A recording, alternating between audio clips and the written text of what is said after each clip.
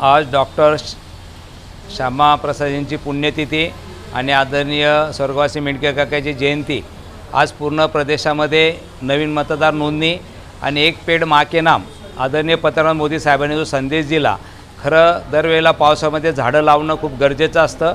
म्हणून आज आम्ही नवीन मतदार नोंदणी आणि प्रत्येकाला झाड देणं हा संकल्प मला वाटतं आज केलेला आहे। आणि आज भारतीय जनता पार्टीच्या महानगराचे उज्ज्वलताई असतील, सर्व पदाधिकारी असतील, सर्व कार्यकर्त्याच्या माध्यमातून प्रत्येकाला झाड देणं, प्रत्येकाचं नवीन मतदार नोंदणी करून घेणं हा मला वाटतं कार्यकर्त्याच्या माध्यमातून आम्ही उपक्रम घेतलेला आहे।